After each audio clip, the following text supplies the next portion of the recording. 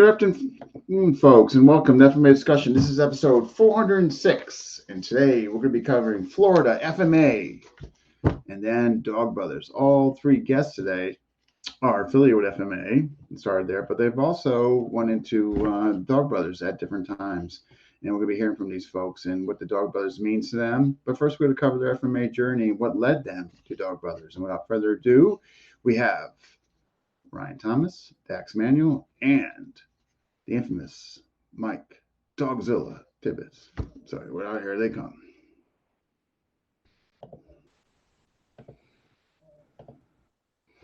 Hey guys, how you doing? Doing well. Well, thank you guys for coming on. I appreciate it. This should be a good show.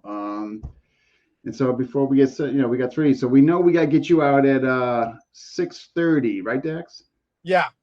Okay, so we'll make sure I'll keep an eye on the clock, and we'll make sure we get you on the road. All right. No worries. Thank you so much. Oh yeah, we'll make it happen.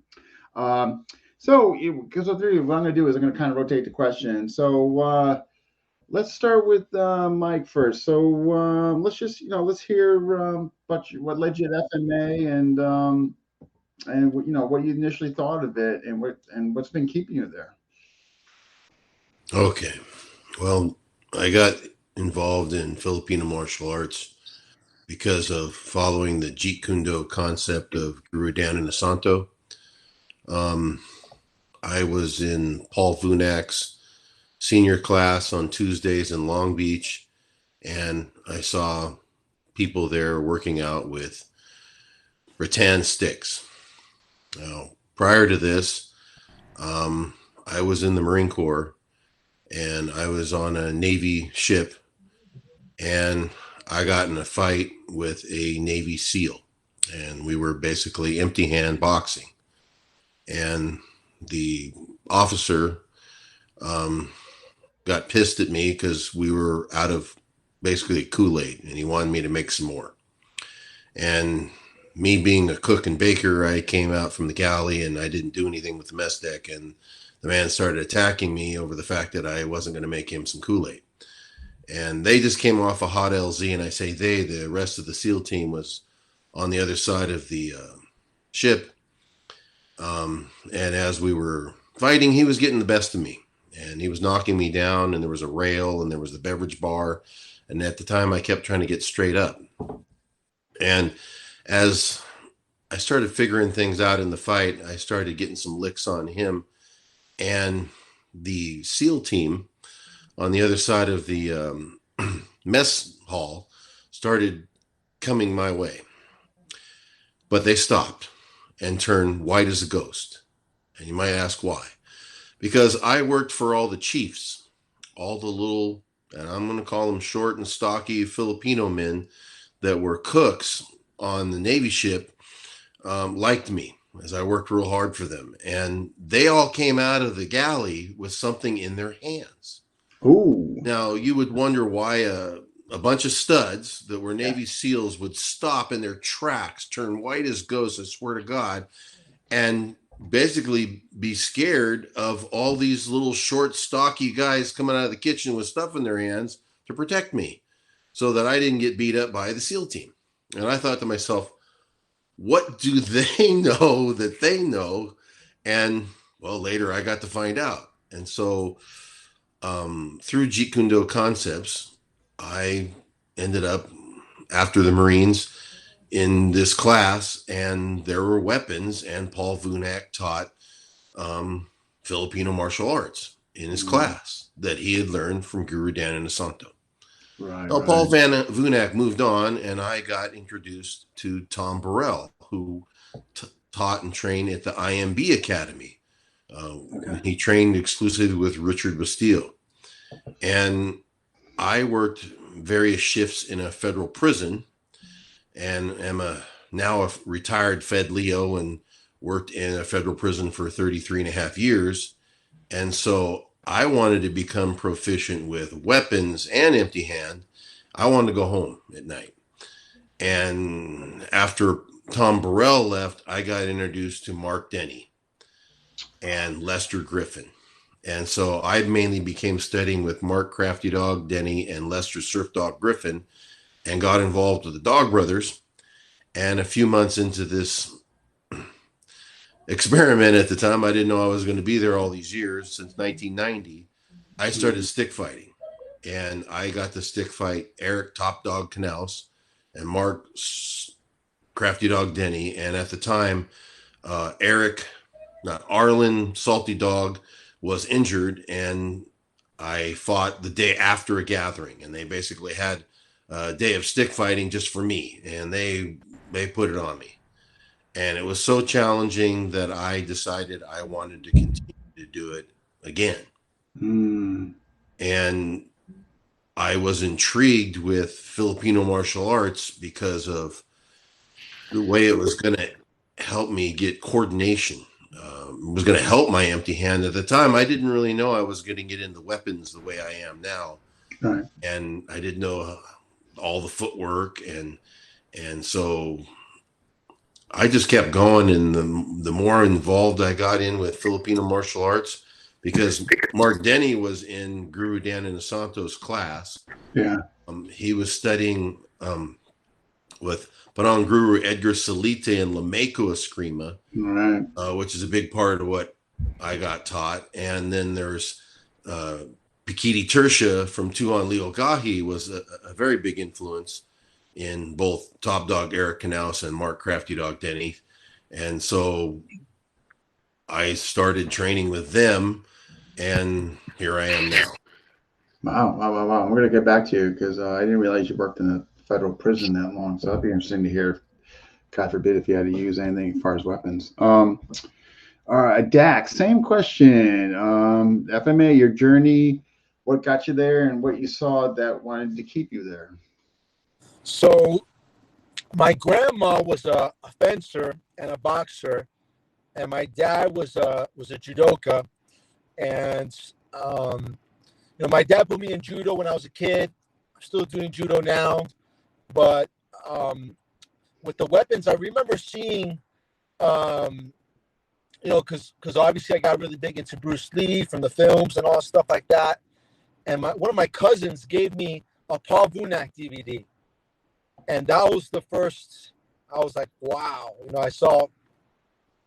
We all got those in Black Panther, right? Yeah, it was those old school videos, and it blew my mind. I was like, man, I'd love to one day train with this guy, and so I'm in Miami. I ended up I did train SELA out here for about a little over 3 years, and because at the time I couldn't find anything that was near me. The SELA instructor was the closest thing. And when I moved to California, that's when I finally got to train with Paul Vunak. Trained with him about 5 years. I did a bunch of seminars with different instructors.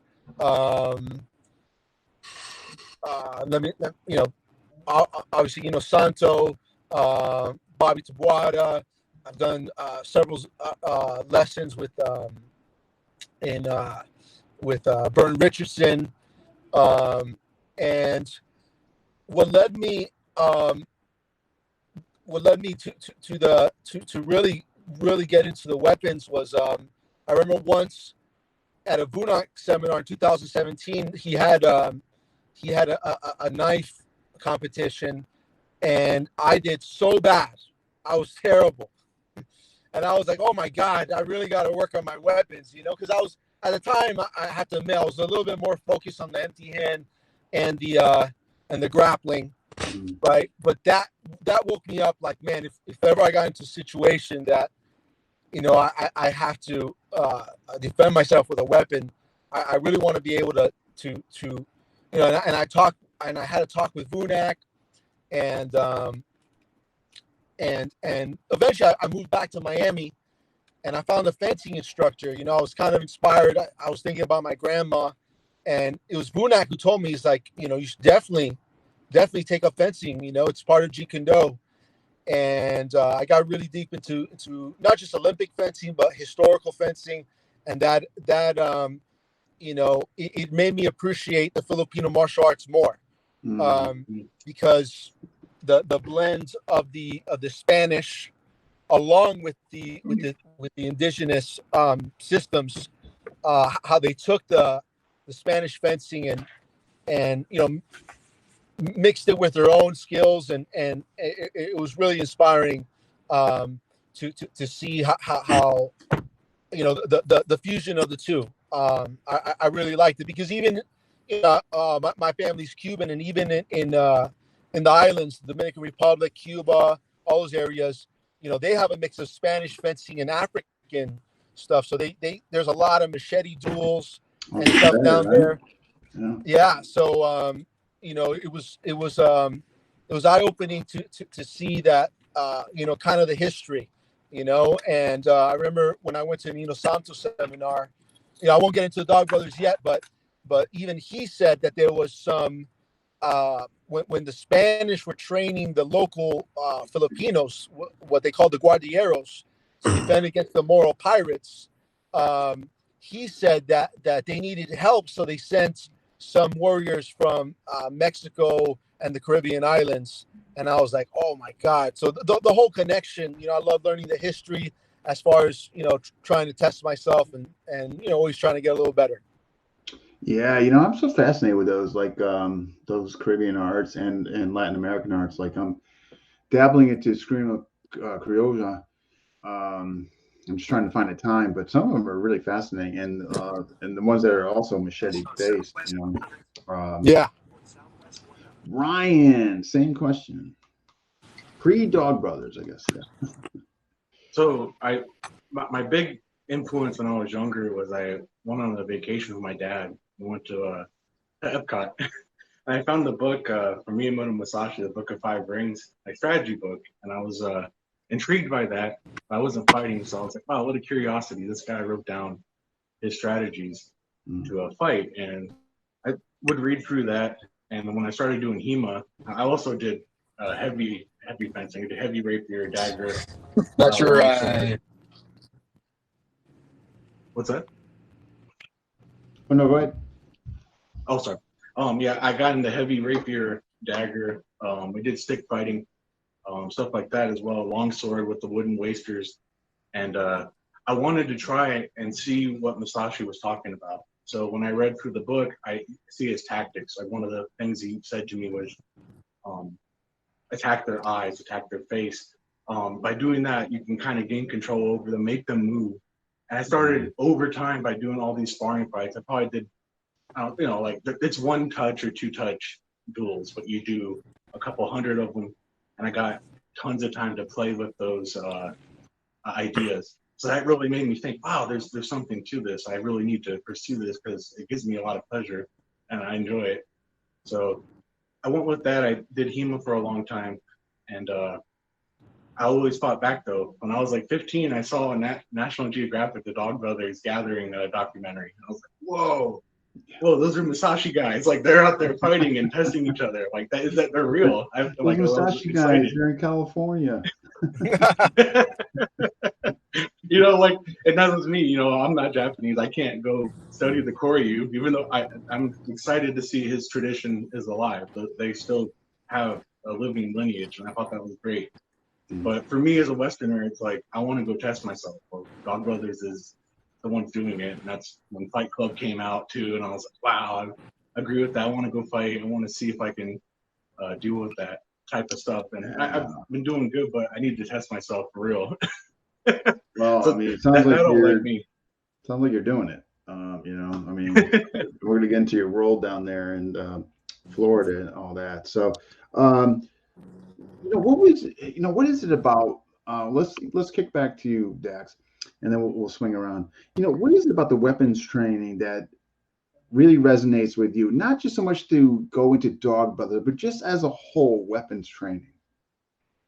I think it might be like a family thing, with my grandma being a fencer, and when you really think about it, the sword is so, I would say wrestling and weapons are the oldest martial arts that ever exist.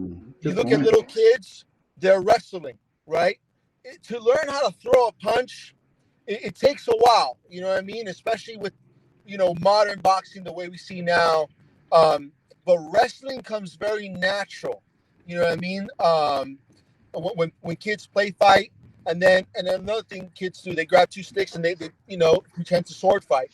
And also, if you look at, like, for example, you look at Japan. A lot of so the oldest martial art in Japan is sumo wrestling. Okay, and before the samurai had jiu-jitsu, they were doing sumo wrestling. If you look at a lot of the throws of judo and Japanese jiu-jitsu, they're a lot of the same throws from sumo. What came in with the joint locks and the submissions and stuff was they realized they needed something more. So they're like, well, how can I break the limb that's holding this sword? Oh, okay. Wrist lock, arm locks, shoulder locks. You know what I mean? Or what if my sword broke in battle and now I need another one? Okay, I'm gonna sneak up behind this guy, get him in that rear naked choke, take his sword. You know what I mean? So that's how a lot of these things developed. And if you want even more confirmation of that, there's a martial art by the Knights called Ringen, Ringen. It's German for war wrestling. I think the longer term is Kampfringen, something like that. But if you look at Ringen and you look at old school Japanese jiu-jitsu scrolls, you'll see that it's basically the same thing. And it's because the context of their battle was the same thing. They were doing, armored weapon fighting, spear, sword, dagger, and they needed to know, the outside ranges, and they needed to know, once it got close, right, they needed to know how to grapple. And even a lot of the early boxing systems were based on fencing. When they were still trying to figure out, what's the best way of striking, just without the weapon, right? A lot of it, a lot of the earlier stuff was kind of inspired by fencing, and even like Wing Chun. If you look at that, you put two butterfly swords in their hand, and it looks like Wing Chun. Same movements. So I think it's I think it's something inside all of us, and even the people, like, for example, at my jiu-jitsu gym, my jiu-jitsu wrestling gym, when I teach the weapon stuff, they're like, they see it and they're like, oh man, this looks dope. And then I gave them a sword or a stick, and they hold it, and they're like, their eyes light up, and they're like, this is fucking cool. And when I explained the link between the same submissions that we're doing now and the need to disarm the sword, they're like, man, this makes a lot of sense, So, we specialize everything now. There's guys that specialize just this, just that. But the old school warriors had to learn a little bit of everything. Yeah, okay. And no, well said. It's Ryan, we're gonna go to you next, and then we'll finish up with Mike. But one of my coaches told me that knives in our DNA. Like, if you give somebody a knife, they're gonna know what, you know what I mean. And I've always wondered about that. All right, so same question to you. What say you? Going off that was the one thing I wanted to say is, going from HEMA is an art they're trying to recreate. FMA has been preserved, and they have old lineages. And so when I started learning FMA, like, I'm talking to Dax about fencing, I saw those angles, I saw the diagrams, I saw the preserved knowledge that the indigenous Filipino warriors had. Maybe, some of the influence of the Spanish and other warriors, but that filled in the blanks for me. Now I understood footwork. Now I had a living tradition that I could study. And when I saw Dog Brothers and, studying under Penongro, Crafty Dog, and reading Dogzilla, and, having, the mountain raised up a little bit for me, I was like, wow, I'm on the right path for me. I want to get better at this, and this is the place to do it. Yeah, because HEMA, they're making the manuscripts now, and all that. Whereas FMA, it's pretty, there's enough history, and the passing down information, is pretty accurate. But with HEMA, it seems to be a different case, from what I hear, just talking to folks on that, as far as the preservation of material and what have you, Yeah, like you have with Fiore, he taught the Arditi, the stormtroopers on the Allied side in World War I. Well, he didn't teach it, but his knowledge from his book, the book of The Flower of Battle, that was the most recent. But they had to relearn it as well. He left a good manual, but this was his manual. This is his life's work with diagrams and stuff at the limitations of Yeah. painting and drawing. I think it's great. It's coming back, and people are trying to really bring back the tactics and all that. I think it's fascinating.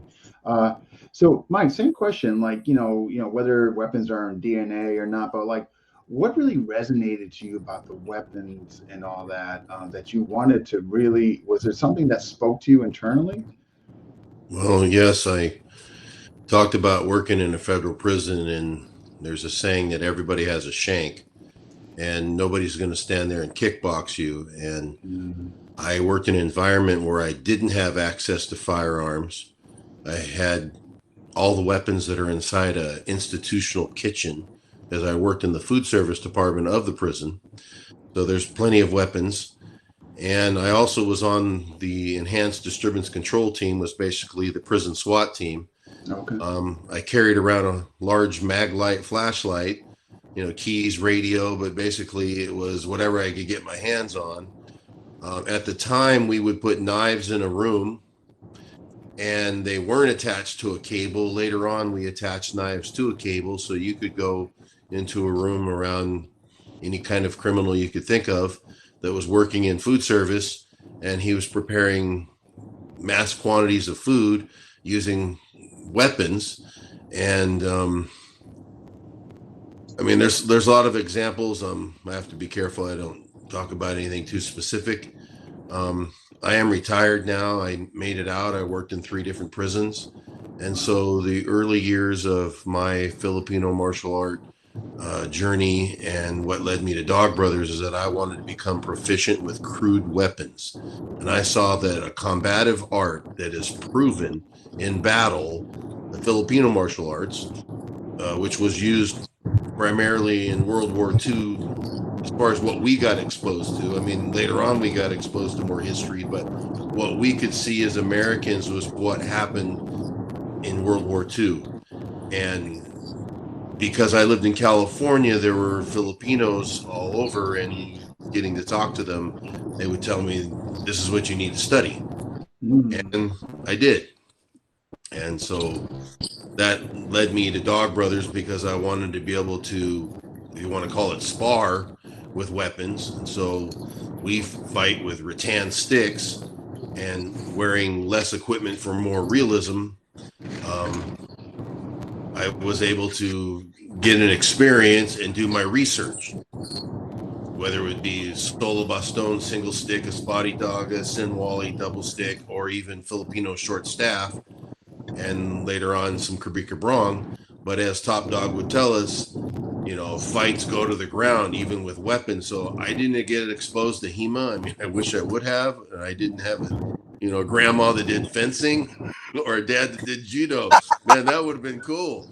And I didn't get to read Musashi's Book of 5 Rings until way later on. I just had these guys coming after me. We're just trying to take your head off, right? Yeah, and then they take me to the ground. And so the Dog Brothers got influenced with Machado Jiu-Jitsu.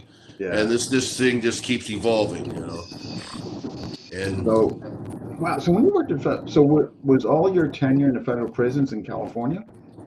No, I was in Hawaii half my career. Correct me if I'm wrong. You always heard about the state institutions, level 5, level 4, those being the worst. But the federal prisons, obviously sounds like they were just as bad. It depends. Like, some of the places I worked at are administrative, so you get anybody. You could get a guy that just did some tax evasion, and you can get a guy that killed his captain in high seas as a merchant marine. So you could get any murder, rapist, any drug dealer. You don't know what you got. So they changed the drug laws in '88. I started in '85. So 3 years into it, I started at a place called FCI Terminal Island. It was like an old school brig built in the 1930s.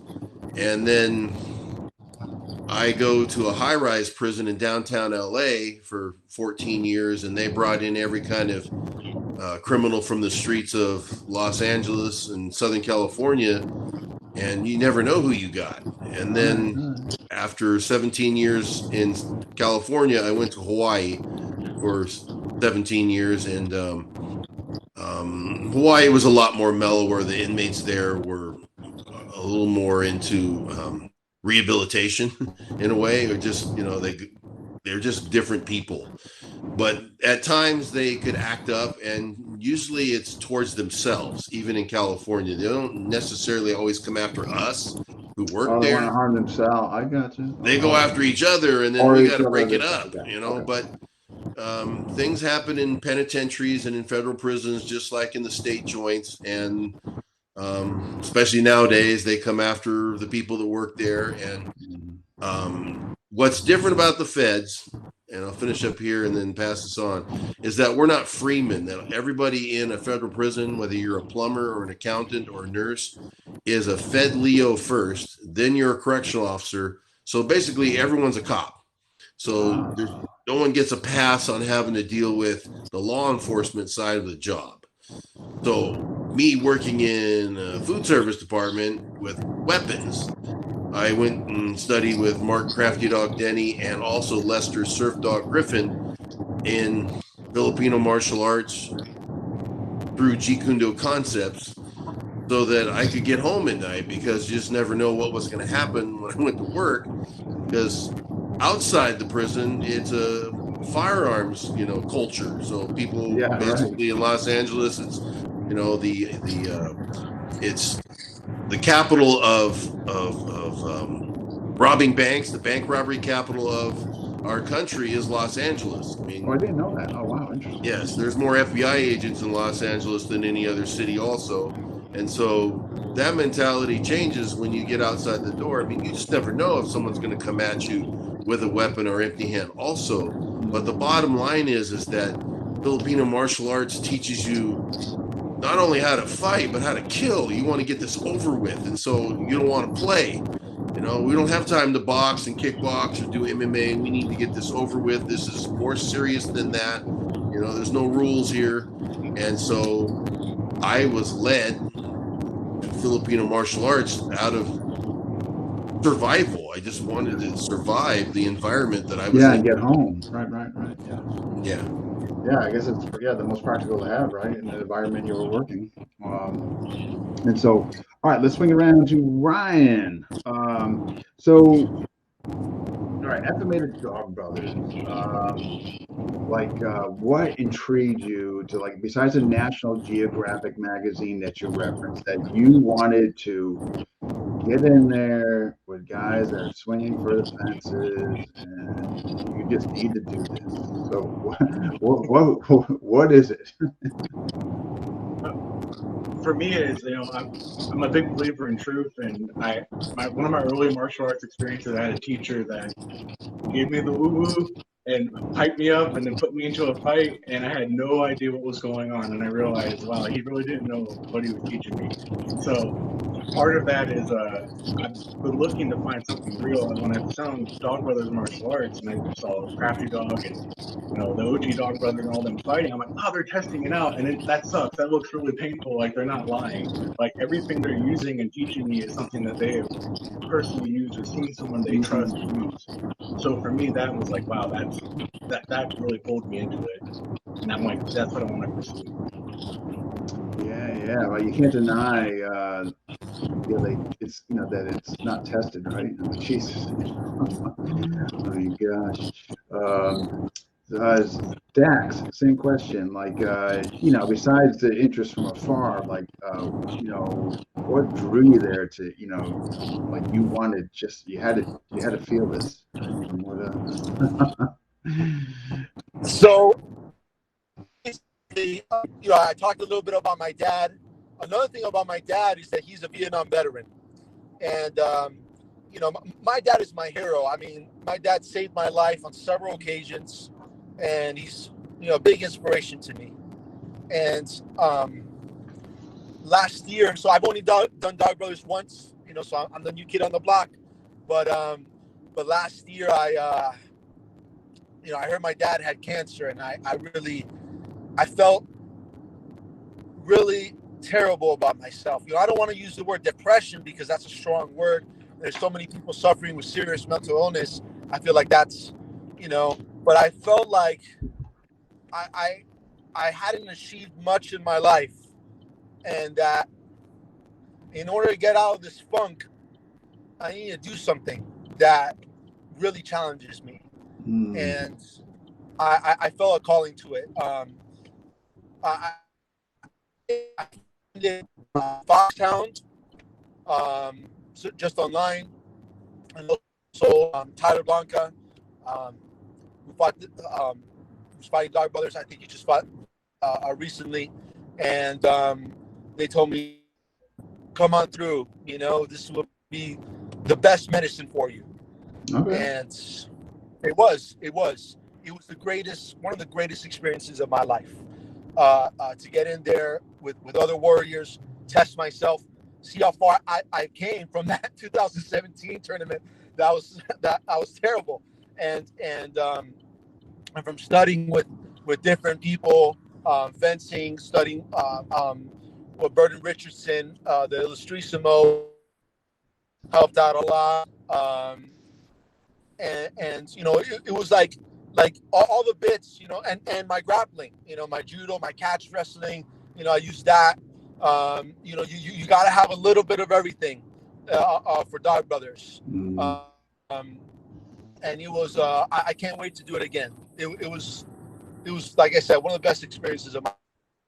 All right, awesome. And so Mike, like, I think I saw one of the videos. It had to be early, and you're with Eric and Mark, and it might have been what you referenced, far as you just hanging out with those guys, and you know, just a day of sparring, you three. And there's a video out there that I saw, some clip on it, and Eric is just like hitting you in the leg, and it's just like, man, was that the day you referenced Mike? Or was it just those three of you kind of? Yes, that was probably Dogzilla's first day, which was one of the first clips Mark Denny made when he started broadcasting video. And the guy put this thing together, and it looked pretty cool.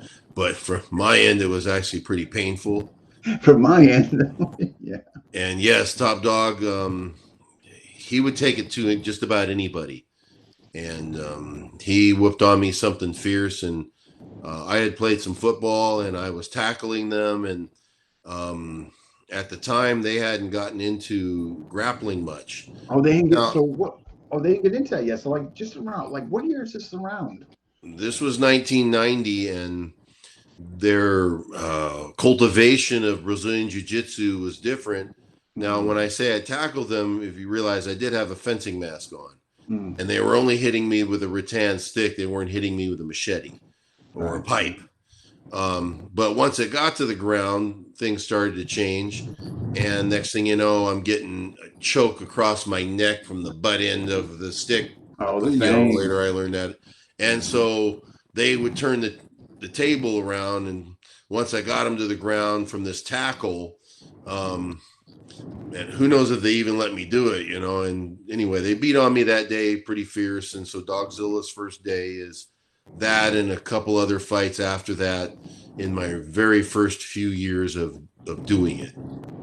So like after that day and your experience in this, I mean, arguably who's construed one of the best stick fighters known to mankind.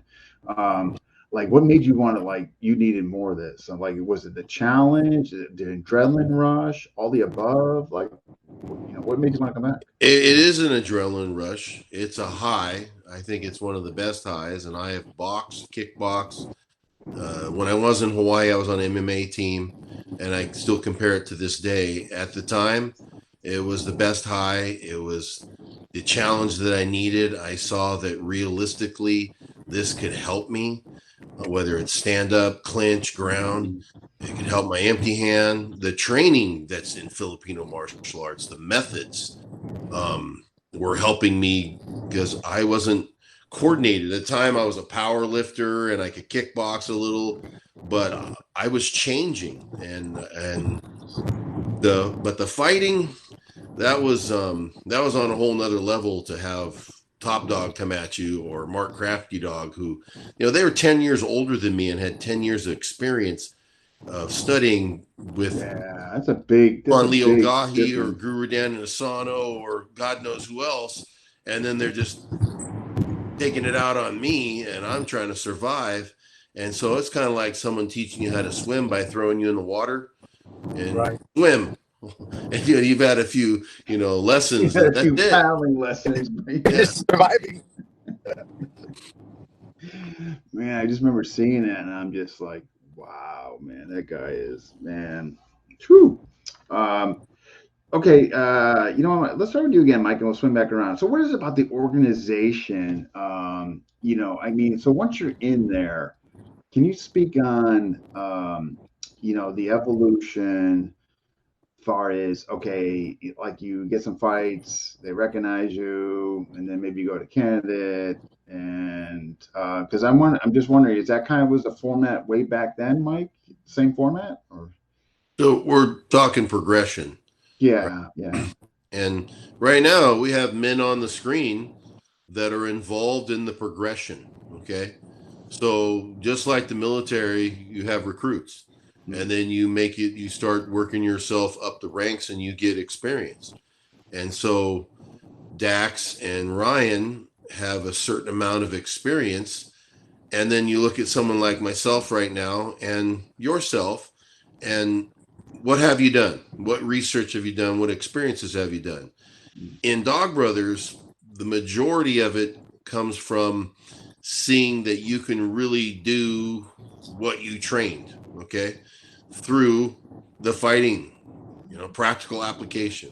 So there's dog, there's candidate dog, there's full dog brother, and well, I'm an original dog brother. I'm one of the original 12, and we have what's called the Council of Elders, if you want to get into the politics of it. I'm more of a consigliere to Mark Crafty Dog Denny because I don't have a fight team, which is kind of my specialty. I did in Hawaii, and I was kind of the sergeant major in the Hermosa clan.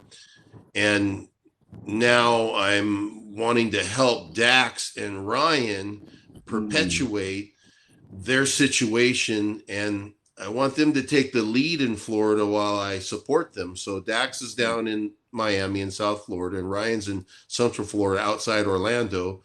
I'm way up in Northwest Florida, and I know I'm kind of leading this question on a little bit, but I really want to make sure that these gentlemen understand that they're part of the process and they can become dogs, but they're going to need to fight. Right. And they can become candidate dogs, and they need to continue to fight. And then somewhere down the road, they can become a full dog brother. But what really gets you there? By handling yourself with other people at different levels, and us at the top level that are upper ranked, looking at your quality of fights, seeing that you obtain the knowledge and that you're able to do it. Yeah, interesting. I never heard about the council. This is interesting you brought up. To the best of your recollection, the original Dog Brothers, like Bert and yourself, obviously the three, Marlon, Eric, Mark, Lester? Yes, Philip Jelinas, sled dog in Canada, is, I call him, there's the original Musketeers, and then there's D'Artagnan. Yeah. Philip Sled Dog Jelinas is like the D'Artagnan of the Dog Brothers. There's Top Dog Eric Canales. There's Arlen Salty Dog Sanford, who led us to Cabrica Brong, and Mark Crafty Dog Denny, who I believe led us to Machado Jiu-Jitsu. Those three guys are the three Musketeers, the three Dogateers of Dog Brothers, and there's Philip Jelinas the fourth, who got this going in 1988. I came along in 1990, and Lester Surf Dog Griffin and Burton Lucky Dog Richardson had already gotten involved, and I made the cutoff of the final 12 in the 90. And so you were mentioning the Council of Elders. Well, of course, this thing has grown. North America is pretty much where we got going, but it expanded to, of course, Canada with Phil, and it's in Europe with Lonely Dog, Benjamin Ritter. And Europe is really into. I hear it's really like expanding over there, and they're really in. Yeah, wow. So that Filipino martial arts go all around the globe, and so did Dog Brothers. Yeah, right. Followed their. Wow. That's man. Okay, so we got kind of like, yeah, like you mentioned, the progression there on for folks that want to do it in that. Oh wait, what did the brotherhood aspect of it? There seems to be something obviously pretty significant and special among you guys and all that. Dax, well, we'll start with you and we'll swing around. Like, what have you experienced thus far? Even though you're not like the full dog brother, but I mean, you must have experienced some of it, right? So, for those of you watching that are interested, like, one beautiful thing about the Dog Brothers is that, we all get in there and, we all fight and Foxhound and Tyler did way more fights than me. And, and we all went out afterwards and we all got something to drink. We all ate and we had a blast. You know what I mean? Some of us, with blood running down our face and, like messed up hands. My wrist was all swollen because I got hit, my first match. And it's the brotherhood, you know what I mean? It's like, you all out, you all test each other, and the idea is, to put a hurting on each other, but to live to fight another day. If you they gave a speech in the opening that, if we're a tribe, and if we push each other too hard, then when it comes time for war, we're going to be injured, right? But if we go too soft, then when war comes, we're going to be destroyed, and it's going to be even worse. So I love that balance when it comes to Dog Brothers, and that's what I experienced my first time there, and even now, now you guys asked me to be a part of this interview, and now we're and they can't wait to meet these two gentlemen in person, and I'm excited. I'm excited about the future. Yeah. And same question for you, Ryan. Well, let's see. When I first started DBMA, I take care of my mom and my wife. They both can't work. Their mom's an elder. My wife, she's sick. I was really broke, so I could not afford martial arts at all. But Crafty Dog gave me a chance to do that, so I really appreciate it. It's, if you do DBMA as an associate, it's $30. I couldn't afford $30, and by teaching myself and then by getting these fights started, I got to put myself through college, basically. And I've enjoyed helping Crafty, and he's been a good mentor and friend. He's helped me a lot. So I'm very thankful. Awesome. That's right. Awesome. Yeah. So back to oh my God, Foxhound Dax. He complimented me with cracked ribs. Yeah, he was my night, and I told him, I'm like, look, man, I wasn't expecting to fight a full dog brother my first time, Yeah. but because I'm afraid of you is why I had to fight you. You face your fears, Yeah. you don't grow. Yeah. 100%. Wow. And geez, that's so. And same question for you, Mike. That brotherhood aspect, and obviously trying to bring them up, but without crushing them, or what can you say on that? Well, first, I'd like to say that my experience in Dog Brothers has been similar to my experience in the Marine Corps. And that brotherhood and that camaraderie are similar. And so I've met folks, mainly men from all around the world, and what we ended up doing, really, as they say, is you have to fight someone to get to know them. So that's what I did. And like Dax, I had to fight full Dog Brothers when I was younger, and they, whoop on me, and a lot of times I didn't really have a chance, but I just gave it the best I had, and I'd come out of the fight, well, I put a few licks on him, and then you just get better. And but after you fight, yeah, you hang out and drink some beers and get some food, and we get to know each other in certain ways. But mainly we got to know each other through training too. You know, you get together and hey, you want to get together and do these drills that we've learned. And okay, cool. And so certain dog brothers, or even guys that are affiliates with dog brothers, I have friends that didn't go all the way towards the stick fight stuff, but they were involved in Jeet Kune Do. We still did Filipino martial art drills in our weekly or bi-weekly get-together classes. But Dog Brothers is very special to me, and most of my experiences is in California and Hawaii. And now I'm in Florida, and Dax come back. I haven't met Dax. I've met Ryan. I plan on going and visiting Ryan again this summer and helping him with his journey. And Ryan touched bases with me before, and I recommended studying with Mark Crafty Dog Denny because you get the full curriculum. And my specialty isn't necessarily DBMA. It's Dog Brothers Real Contact Stick Fighting. And through that, I have met all kinds of wonderful people, and we get together and scrap or fight, and it stuck with me. And here I am, 33 some odd years later, still involved with Dog Brothers and Filipino martial arts, following a Jeet Kune Do concept philosophy. Yeah, that's awesome. I mean, yeah, wow. Yeah, it just seems so significant among you guys. I think it's pretty neat. Okay, Ryan, because I know you got it, Dax. We got you for 10 more minutes? 10 more minutes. 10 more minutes. Yeah, and just so the crowd knows, I'm not like going on a date.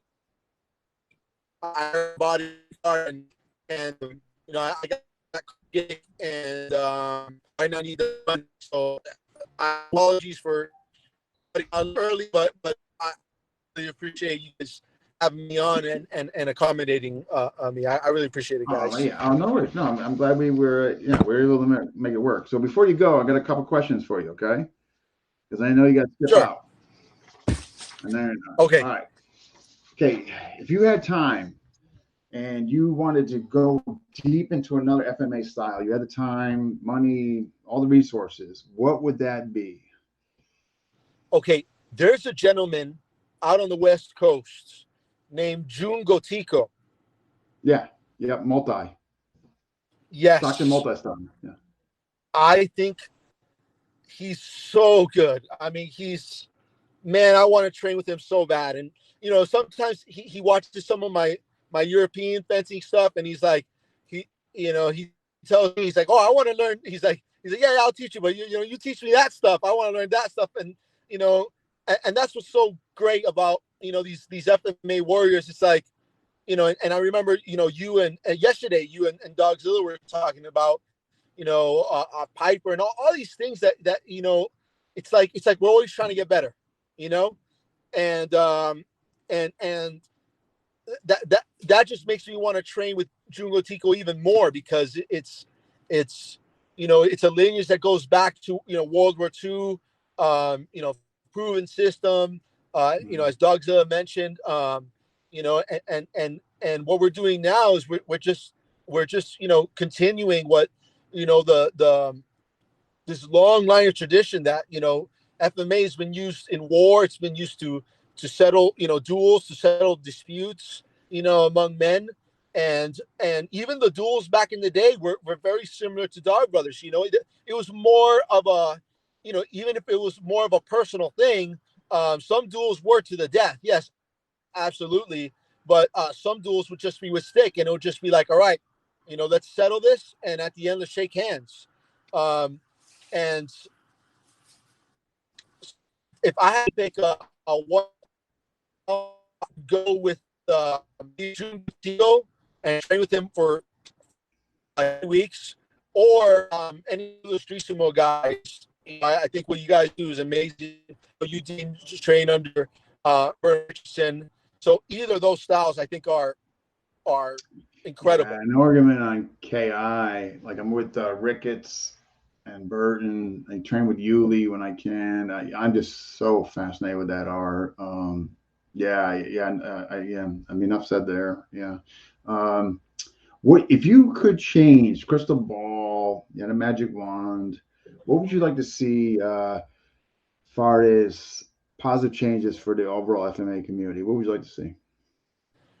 For the overall community, well, you know, there's always the politics side of it, you know, like people disagree on little things and stuff like that, you know, but I've seen it less over the years. I feel like people are trying to get more open minded, not about like, oh, this style, my style is better than your style. It's more about just, you know, everything adds something to the puzzle. You know what I mean? Mm. And what works for me might not work best for you. You know, and I have to understand. You know, even if I see another style, I'm like, I don't know about that. You know, and I'm talking for myself included because I've been critical of other people. You know, and I've been critical of other styles and vocally said stuff even on social media. And sometimes I look back and I'm like, you know, I don't feel like I did, you know, I don't feel like I did any good there. I feel like I should, you know, be more open-minded and, you know, understand why. There's a why to everything. You know what I mean? Even though there is some stuff that is crap out there, but for the most part, you know, people have a why. Hey, look, I trained this because, you know, I'm a shorter person, or I have this disability. You know what I mean? So that would be the best thing is trying to strive to understand why somebody, you know, trains the way they fights the way they. Everybody has a story, and everybody has, you know, everybody has put in their time, some to teach you and something. You still there? Okay. Yeah. I think when the COVID came around, I think you know, obviously COVID was bad, but I think one of the good things that came out of COVID, I think people were more willing to work together via Zoom and all that. And I don't see that going away anytime soon. I think that once that barriers were broke, I think folks are getting more comfortable doing that. They're seeing the benefits of doing that, and I think that's going to continue to grow. I really do. You know, I really do. And I think if that's the good that came out of COVID, well, I mean, great. You know. All right, last thing, we'll get you out of here. Yeah. Okay. And we'll get you out of here, Dax. Future personal goals. My future personal goals is to meet Dogzilla and to meet Ryan and fight Dog Brothers again in September. I do want to open up my own gym, you know, when the time is ready. But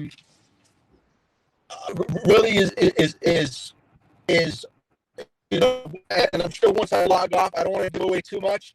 But you know, Ryan and Dogzilla will talk a little bit more. Even, you know, but yesterday you guys saw the you know, the interview we were doing about even, you know, beat the crap out of cancer, possibly coming to Florida. That to me, you know, as we talked about and Dogzilla talked about, you know, Ryan talked about, we all have a personal thing with it. You know, we all know somebody that's been affected by cancer.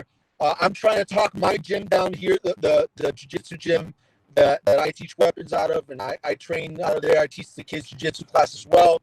I'm trying to convince them. I haven't heard back from them yet, so let's see. But if not, we're going to figure out a way to make it happen, and that would be, you know, even just for this year, if we can make it, or next year, if we can make that happen, that would be a great goal. Awesome. All right. Hey, I appreciate you coming on, and I know you got to get going, man, but you know, thank you again. Yeah.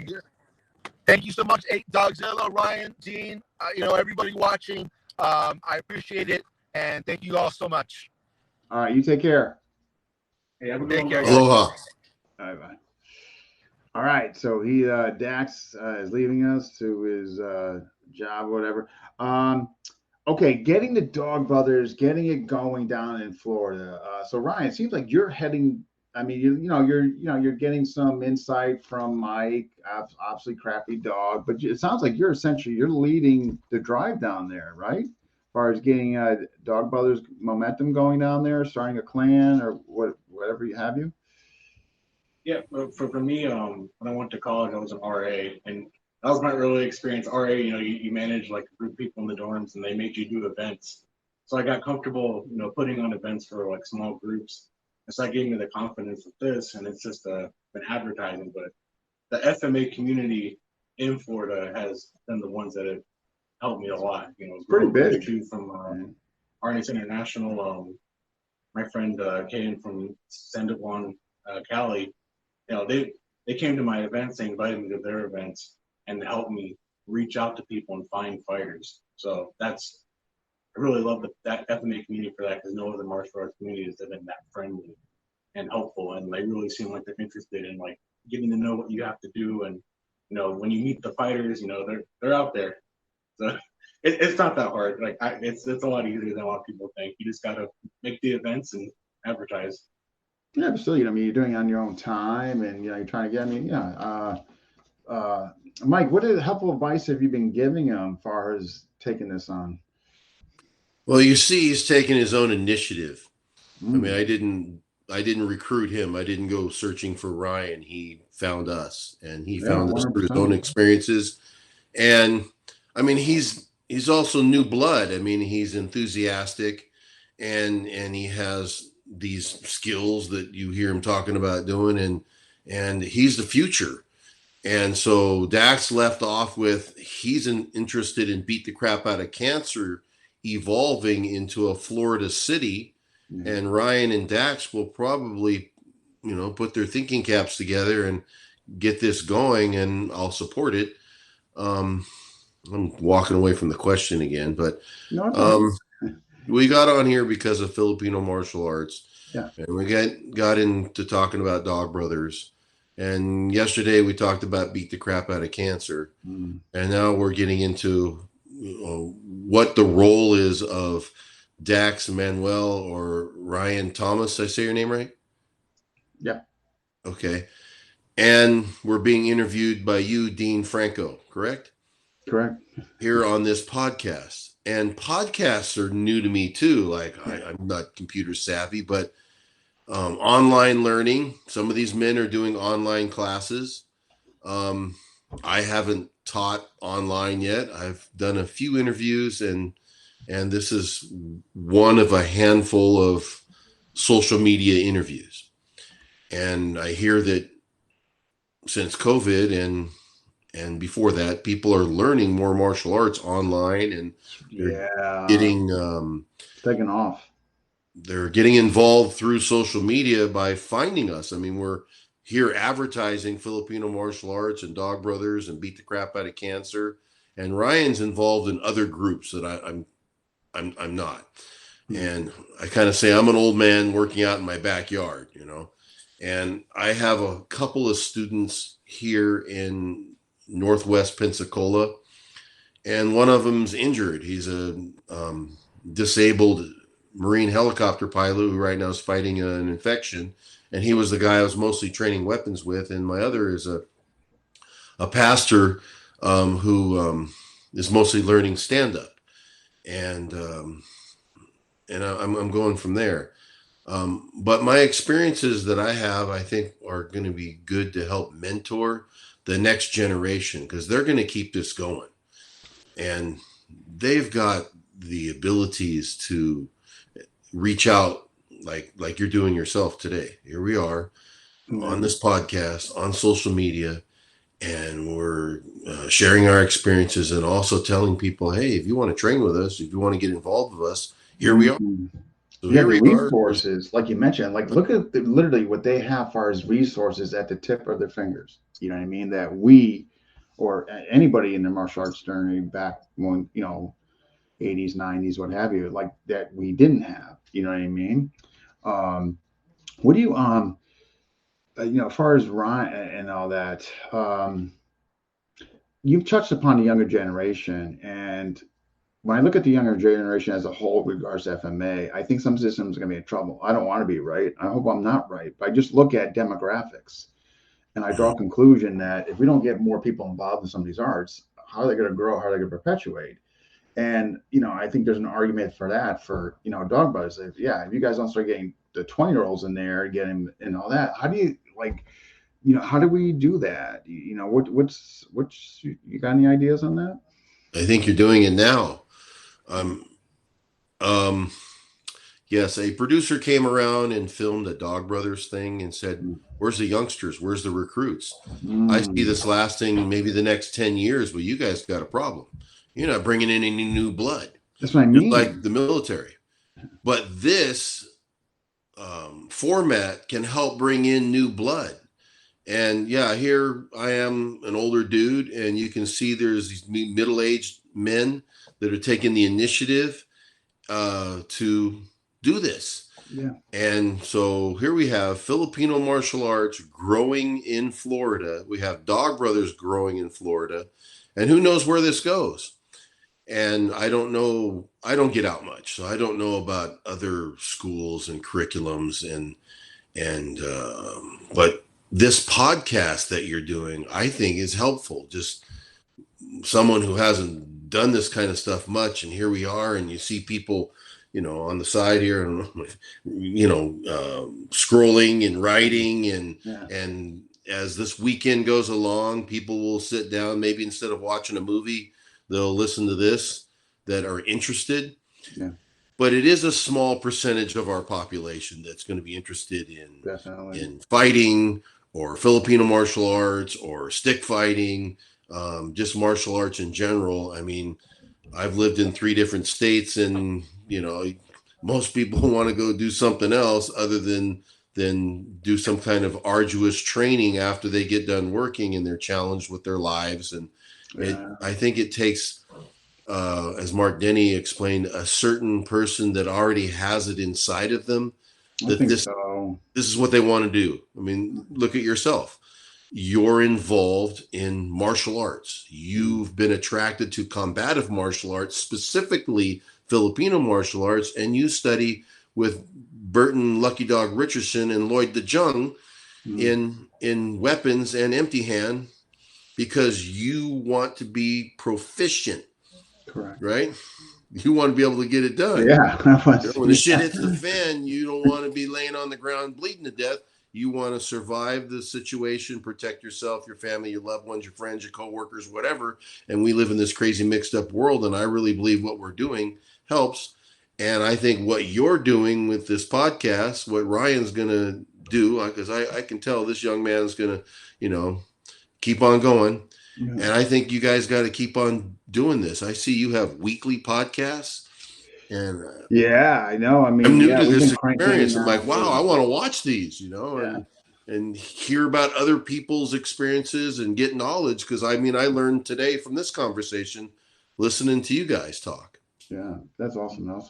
Yeah, Ryan, what do you think? I mean, you're in this age group. You see the demographics. I mean, not just in regards to Dog Brothers, but what happens when you talk to people like your age and you're trying to, not convince them necessarily, but trying to maybe expose them to these different activities they can do. I mean, what's your selling point? I mean, what do you do? I have to agree with Grow Dogzilla and Crafty Dog, Mark Perdon Grow. It's not a lot of people want to do it, and it's a hard selling point. People need something that they can lose, that they want to defend, like a family or a home or loved ones or whatever. A lot of people are very alone, especially my generation. A lot of people are locked away in the dark on their computer, and I've been like that too. And a lot of friends, people commit suicide or they do drugs and OD, and there's like a feeling of despair that permeates a lot of younger people that I see. And it's too bad. But yeah, this is like it's a masculine. It's a quest. It's an adventure. Hey, do you want to go fight? Do you want to go train and get better? Like, you can. Like, look at these guys. They did it, and it improves your life dramatically. You see that you have a hand in things when you train. So, okay, because I've seen some picture of you. I saw the picture. You had Mike there, but you had Chris, and you had some other folks there. So, like, do you have folks that are coming pretty regularly that are on around your age? No, I get a lot of people from different Filipino arts and other arts, and they'll come by for a class or two, and they have their time. But when it comes time to spar, it's a very small group of men and very small group of women that are willing to test themselves. And I count them on my hand. How do you? Okay. Those are the people you make the friends with. Yeah. Like like what? Okay, so you got this handful. Like, how are you bridging the gap? In other words, like, are you going in gradual increments? Far as like the resistance, okay, and I mean, are you pulling out wood right away, or are you going soft to wood? I mean, is there a progression that you're doing, or no? It depends on the individual. Like a Okay, lot of people when they first start, there's no pressure. If you come to the class and you just want to come learn, then that's great. If you want to spar though, I'm there for you. And we do the soft stick is usually if someone is really afraid of getting hit, they haven't had that experience, we'll do padded. And then, I had my first rattan fight since in a long time recently. And then I got the bigger stick. So I'm waiting to use that with grow dogs. But yeah, there's an increment if you need it. But I think a lot of people are just afraid. Not that they're cowardly or anything like that. It's just a new experience. And once they get through it, they're feeling good. yeah, just right, getting through that threshold of that, and you know what I mean, right? It's not to say that they're cowardly, they're just the unknown. You know what I mean? Yeah. I think that's a good way of putting it. That changes you. Like after that, everything you feel more confident.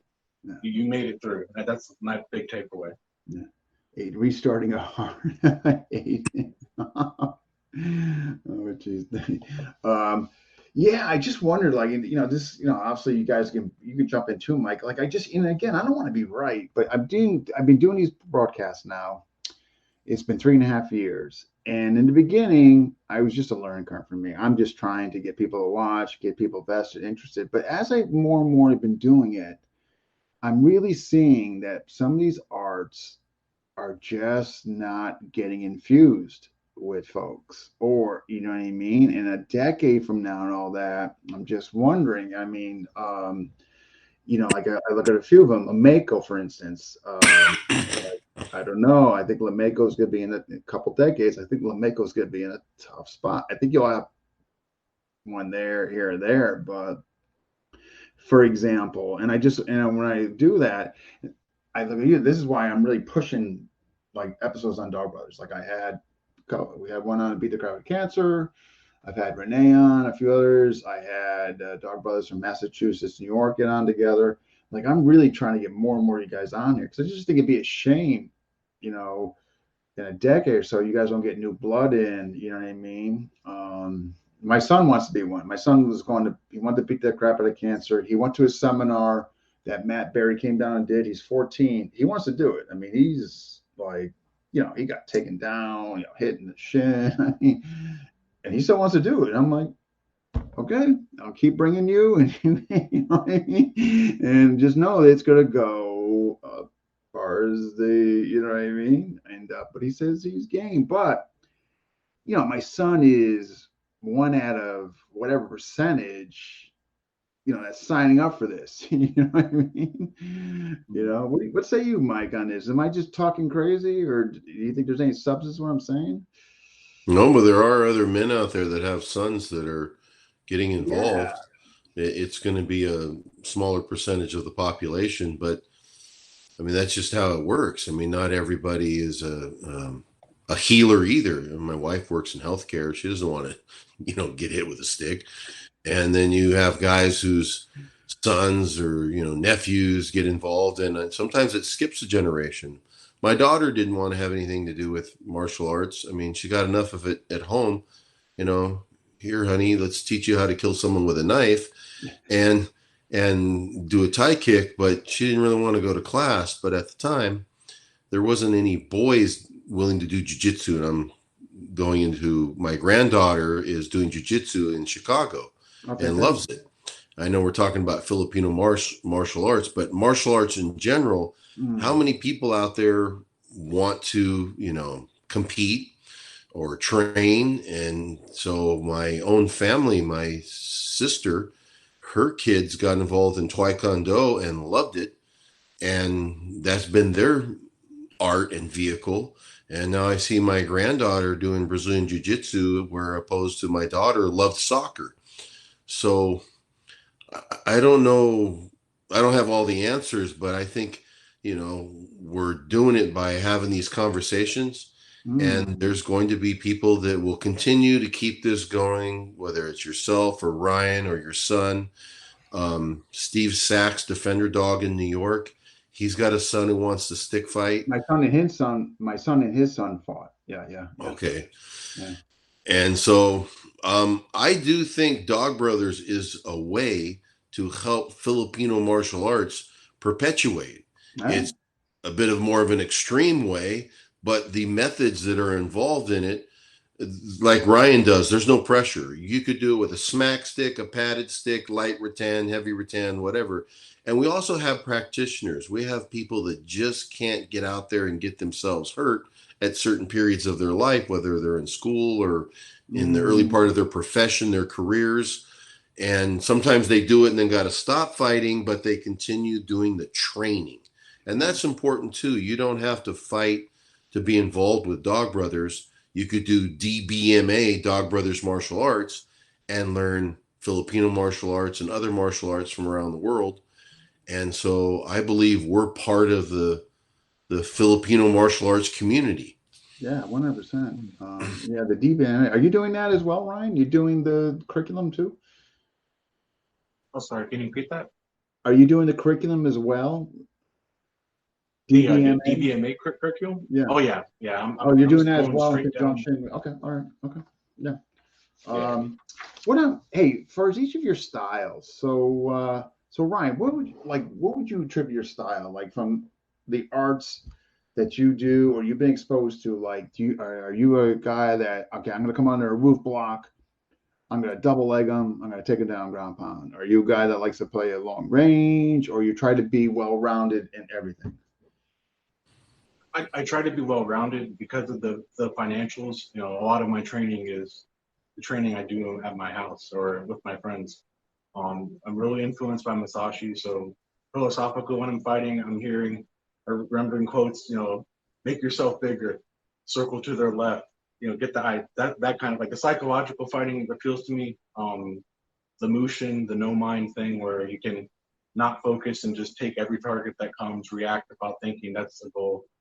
And then Penongo Crafty Dog, his training and the teachings of Top Dog and all the other guys in the DBMA curriculum, the story of Crafty where his first fight against a more experienced guy, he does the caveman, the rondo, and the backhand horizontal.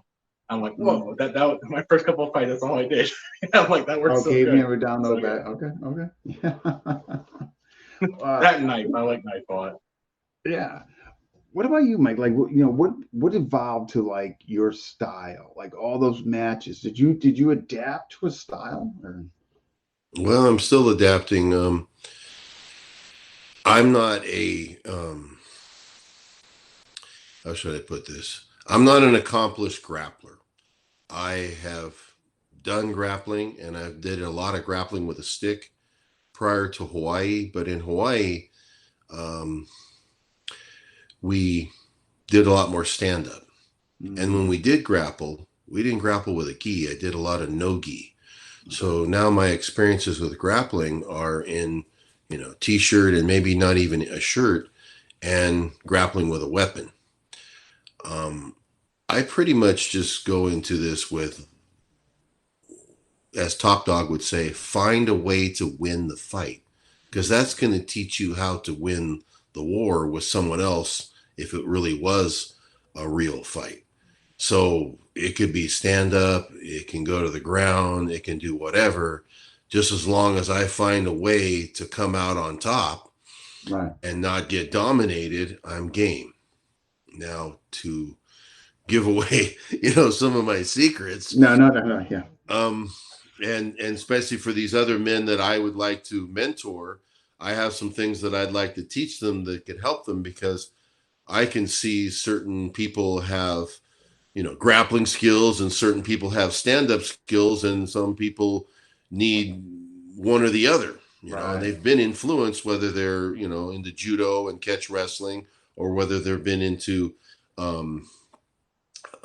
long range weapons, more of a Largo style or medio. And Yeah, I'm more of a stand-up guy and a striker. If we were doing MMA, back in the day and I was in the UFC, I probably would have done more of a striking style, but I can handle myself on the ground too. And so I do mat agility drills as well, even on my own, and do them with weapons. But um, I'm not the best grappler out there in the world, but I find a way to deal with that. And so when I first came on the scene, I used to do what they call smash the bug. Okay.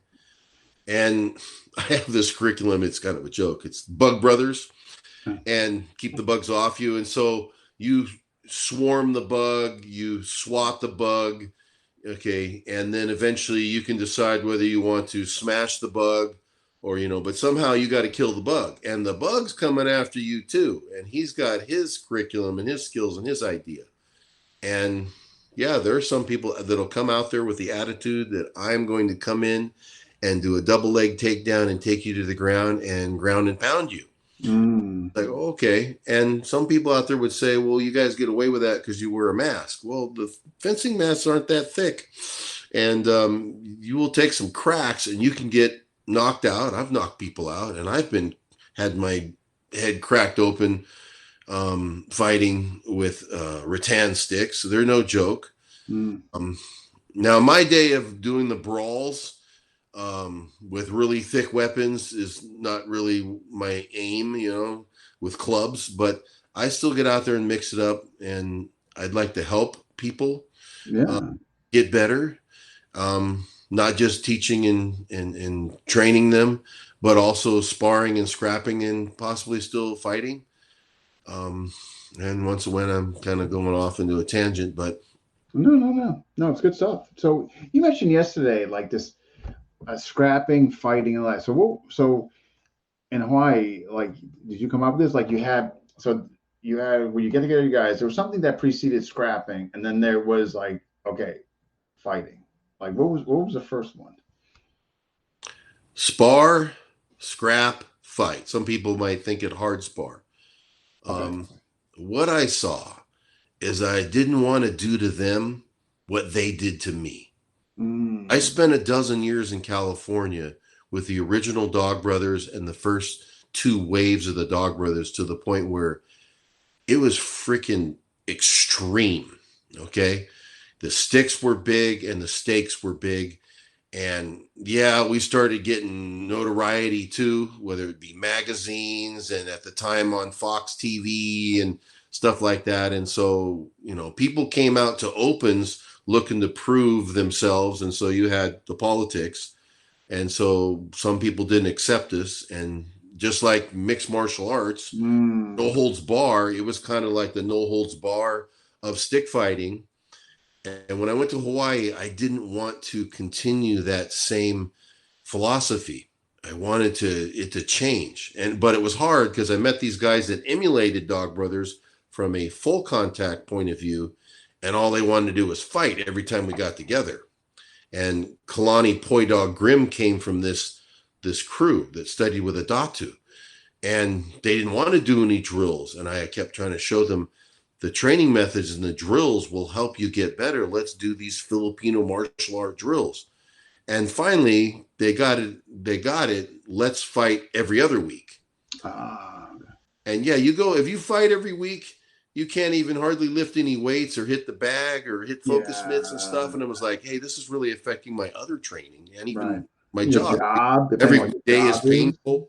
Yeah. And so then eventually I led into monthly sparring. And I thought, okay, we got to find a way to get people to come without beating the crap out of them. And I didn't really like the smack sticks, those nylon sticks with all the padding around them. But Mark Denny and them in the California started playing with that to get the practitioners to come to spar. But I started padding sticks, and I called them Home Depot sticks. And KIL, Combat Instruments Limited, through Nick Papadakis, started making some weapons as well. And Nick, through KIL, which is bloodsport.com, started helping me with my equipment. And the people I got started leaning more towards padded stick, and I could get people involved. Okay. And there was a lot of military and a lot of people just come through Hawaii anyway. They don't live there and stay there per se. And yet here I am on this rock, isolated away from the regular Dog Brothers. So then we called what we did scrapping, the kind stick fight, instead of a fight, saying, okay, what happens on the mainland in a gathering is fighting. It's not killing, but it's the fights. And here we're going to have sparring or scrapping. And so a man named Tom Peruso came into the mix after Kalani left, and we got into recruiting other people. And we have full Dog Brothers, candidate Dog Brothers, and dogs that came from the Hawaii group and that experience. And I brought all of that with me to Florida. At the same time, I don't really want to be trying to run anything. Yeah. And so I'm actually really happy that someone like Ryan Thomas has come out of the woodwork and then got with you, which got me on here, and I heard about Dax fighting, and I said, hey, I told Ryan, get with Dax. Yeah. And next thing you know, the four of us are having this conversation about Filipino martial arts, Dog Brothers, and Beat the Crap Out of Cancer. And I think Beat the Crap Out of Cancer might be a key. It might link people to coming to do this for a reason. Yeah. And they have their own. And also it takes out the politics of any other group. They don't have to be completely affiliated with Dog Brothers. I can understand you don't want to get the Dog Brothers tattoo. Yeah. I don't want to get your tattoo either. I'm doing my trip. I'm on my path. I have my journey. Yeah. I'm not going to say I'm at the end of it, but I've done a lot, and I want to share that experience with other people so it helps other human beings. And now you're helping me do that. Yeah, I totally agree with you. I think it's in the Beat the Crap Out of Cancer. I think the more that it formed, geographically speaking, that I think that's going to be the best vehicle for you guys as quote unquote get new recruits in. I really do. Like if there's, like there's one in New York, I know there's Chicago. You guys get one in Florida. I did one in Connecticut. I'm hoping to do another one late summer in Connecticut. I think that's the key, because I tell you right now, that's how my son got interested. He wanted to beat the crap out of cancer. Like if he didn't go there, he would have had, other than hearing about them maybe through me, he would have never experienced that. You know what I mean? So I think it's beat the crap out of cancer. Yeah, I agree 100%. I think that's one of the things a lot of people want is if they're gonna fight, when you go fight at the gathering, you're fighting, for whatever reason you're there. But it's a personal thing. But with the cancer thing, you can fight for a good cause and raise money for people. I think that makes people feel good, and that's going to attract some good press to the fighters, and hopefully have a lot of people there. Raise a lot of money. Yeah. I would say that Beat the Crap Out of Cancer is like a scrap. It's not as extreme. You got people that you're going to mix it up with, and so I would say you could get nurtured there.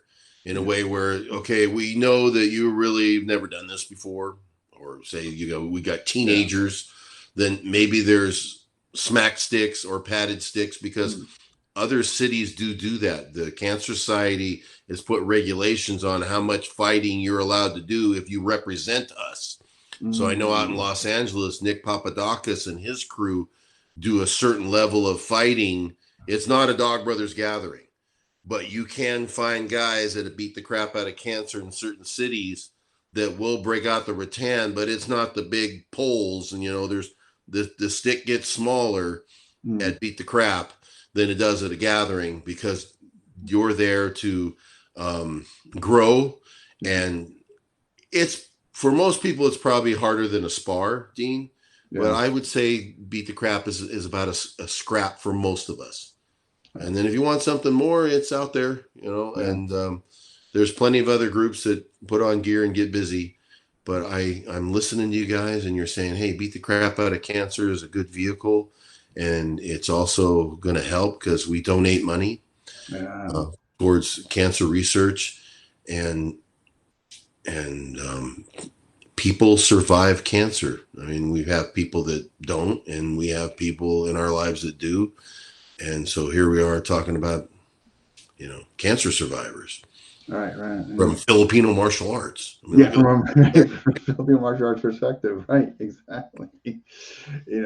So Ryan, what's your goal? I mean, like I put you, Renee. It sounded like he was totally open for you doing it. Awesome. Yeah, Yeah, I that'd mean, be like, great. so. Yeah, I'd love to get it going. It's gonna Yeah, happen. yeah, but the thing is too, when I look at you, geographically speaking, I mean, you're in Orlando there. I mean, you got Chris. I mean, you got a bunch of folks in that area that you could get something going. Oh yeah, And yeah, some really good people around here. yeah, I mean, and just have them come there. And the nice thing too, I can't speak on all the beat the crap out of Kansas, but the one in Connecticut I hosted. I mean, you want to do knife on knife with somebody, you can do that. You want to do double stick, you can do that. You want to do kickboxing, you can do that. I mean, it was pretty open. And the other thing that was open that was talked about among folks that you chose or somebody that asked you to dance was weapons and intensity. You know what I mean? That seemed to be an open kind of dialogue too. You know what I mean? Yeah. So Yeah, I think that's gonna be I great. know it was great. I thought, especially for Orlando. yeah, you'll get people there. Like, here we go. Chris just said, Eric O'Brien said he lives in Naples, I believe. He said, Eric's a "I'll come." fighter. Yeah, and then you say when, Ryan? Let's set something up. Yeah, so we Yes, sir. I think Orlando's a great idea too, Yeah. because also people travel there to take their significant Disney. kids to play at Legoland or Wally World, and while they're out doing that, you can go do your thing if they want to separate, and if they want to come do your thing for the day, and then, well, let's go do our thing for the day. It's a great place to have an event, and Ryan and all his friends down there in the Central Florida, there's a community of them there. I've met a few people. I want to go back and continue this, and they loved you. They can't wait to see you, man. Ryan's going to take the lead, and I can see Ryan and Dax putting their heads together, and they're right now Ryan's taking all this in from you, Dean, and you doing Beat the Crap in Connecticut. And there's people like Renee will help you with whatever, and you have to find the Cancer Society representatives in the state. And someone who set that up for me in Hawaii is Robert Koenig, and he's candidate Kumu Dog. He's also active on Facebook. He's in the Pacific Northwest. Yeah, I mean, it's so doable. Like, the only thing when I was talking with Renee, like, what he gave me was the official logo that he kind of came up with on there. But I mean, it was really doable. And matter of fact, and who really appreciated it? The Dog Brothers, the ones from Mass, New York. They so appreciated I set this up that they could come there and not only get amongst themselves, but also see new people there, talk to them, go light with them, and all that. Like they like none of them like just teed off on anybody. Like I thought it was incredibly well, like their composure and their interaction with folks that didn't, because there were a couple guys that jumped in, they never did it, and they kind of walked them through. Nobody got like lit up like a Christmas tree because they didn't know what they do. We're doing. None of them just teed off on anybody. You know what I mean? Yeah. So I think you should definitely do it. It's so doable like for you. Love. Yeah. And that's how far are you away from Mike? How far are you away from Ryan? I'm about a 5 or 6 hour drive, so it's that long. Wow, man. It's a journey. I'm in one corner of the state, and we're the people that you interviewed today live all different geographical places in the state, and we're also here to reach out to people in the South, whether it be Alabama, Georgia. You're mentioning that there's Dog Brothers connecting with other Filipino martial art practitioners up on the East Coast, and this June we're having the Dog Brothers camp in Pennsylvania again in Okay. State College. And a lot of people from the East Coast mainly come to State College, Pennsylvania. It's on Penn State. It's at CPA MMA, Central Pennsylvania Mixed Martial Art Academy. They're run by Ryan Guard Dog Grun, and Mark Crafty Dog Denny is going to be teaching. Philip Sled Dog Jelinas is going to come down from Canada. Oh, wow. Steve Defender Dog Sachs is coming from New York. And I myself, Michael Dogzilla Tibbitts, is going to come up from Florida. And I believe Ryan went there a few years ago. So we're going to teach there. And we don't fight there at the camp. And that helps, so there's no pressure. And then Ryan's hosting an event in July, his DBMA anniversary of Central Florida, where other people from other schools come too. That's where I'm looking to come down. I hope Dax comes and makes it. So as I put in a bit of a plug here, you can find us through dogbrothers.com or Facebook, Dog Brothers Facebook page. And then Ryan has his Central Florida Dog Brother page. People will be listening to this podcast, might be interested in, Filipino martial arts in Florida. Yeah. Or they might be interested in Filipino martial arts somewhere in their own community. I would say get involved. It doesn't have to be Dog Brothers or beat the crap out of cancer. If you want to grow as a person, you want your arts to grow, especially your combative arts, you want to move better, get with Filipino martial arts. They will help you significantly. Yeah. We got here's a question for you, Ryan. So Chris is asking, when is that event? Oh, it's going to be Chris, I'll send you the link and I'll repost it. It's going to be in this July. So early July, and it's going to be like our event last year, where we meet up and have a good games and fights back and forth for a couple hours. So, and that's the same around the Orlando area? Yeah, we're up in Sanford, Florida. So we're about 30-minute short drive north, right on Lake Monroe. All right. Eric's also asking, so yeah, when you get that date solidified, it looks like Chris and Eric are definitely interested, Woohoo. When let me know, because when I'm taking FMA discussion on the road, I'm going to see how it works out in North Carolina. The first one's June 10th. And then I actually think there's one scheduled in Miami with Chad Bailey. But I'm almost thinking we could do one in Orlando. You know what I mean? Oh yeah, that'd be kind of neat. Yeah, come down there. We can get Mike to come on over, and that would be so much fun. Man. And you can bring your wife and your kids, and they can have a good old time in Florida too. Yeah, I know. Yeah, it's a win-win. Yeah, well, I know. And, hang out with you guys, that's definitely a win-win. I mean, 100%.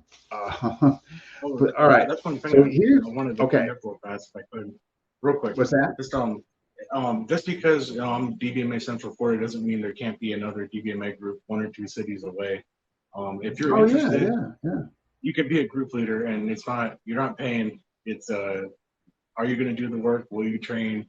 Will you find people? So if anyone's interested, you can start your own group in your own area too. Actually, once you speak on that, how does one become a group leader? What do you got to do?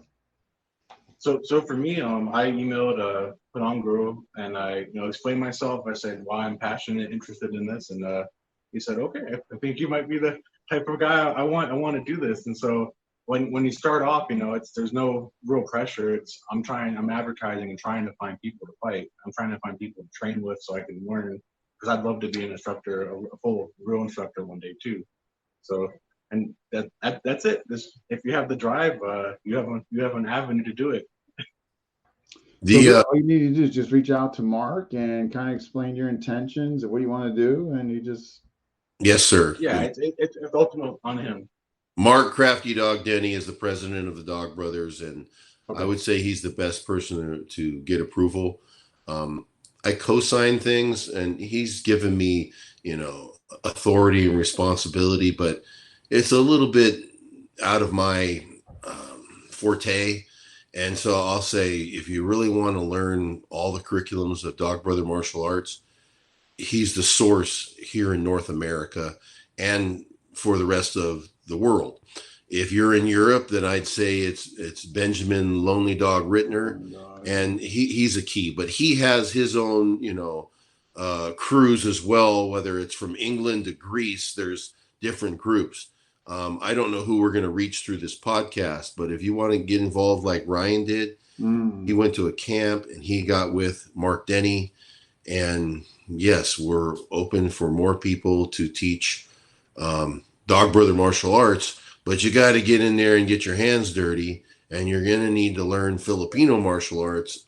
In my opinion, there are people that have gone through Dog Brothers that came from Chinese martial arts that didn't do Filipino martial arts, but I believe they've been influenced from Filipino martial arts because that is our core. Okay. And as I was explaining, my backbone in Kali or Eskrima Arnis, and my tailbone was Cabrica Brong. Of course, there's been Machado Jiu-Jitsu and all kinds of other arts, whether it's Tai Chi or Wing Chun. And many of us came from different philosophies or concepts, and you could, grow. You could expand what you've done through Dog Brothers, or whether you want to get involved with Beat the Crap Out of Cancer. I would say your best bet is to get with dogbrothers.com and communicate with Mark Denny. And then he teaches online. I don't. And there are people like Ryan that have classes. I do more like privates and semi-privates. And wherever you're, studying, say you're studying Filipino martial arts, but you want to take it to another level. Like, say, the guys in Hawaii were studying with Datu, but they wanted to fight. And they saw Dog Brother tapes, and they said, okay, well, we want to do what they're doing. Okay, we'll do it. And then now you get to a point where, hey, I want to learn the full curriculums. And Mark Denny right now is teaching his knife. I would say it's more of a Filipino, but it also has Silot influences. Okay. And his Chupacabra knife system is coming out. And at the same time, I read that Burton Richardson's Illustrissimo curriculum might be coming out. And so, whatever you get involved in, go for it. It's coming out. I think early fall. I think that's when it. I shouldn't wait. I think that's when it's getting done. When it'll be formatted and all that. I'm guessing a couple of months, but it's definitely coming down the pike, and the balls are moving.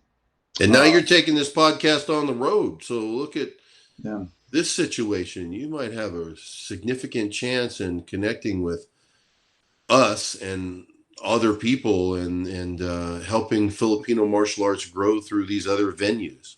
That's what I'm trying. Yeah. So I figured, one of the things I was thinking about during COVID, I'm like, I was around, I forget what episode number, but I'm thinking like, okay, so what can I do with this? Do I just keep doing interviews? What can I do? So then we kind of went into theme episodes, like kind of like this. We'll get people talking about a particular theme or something.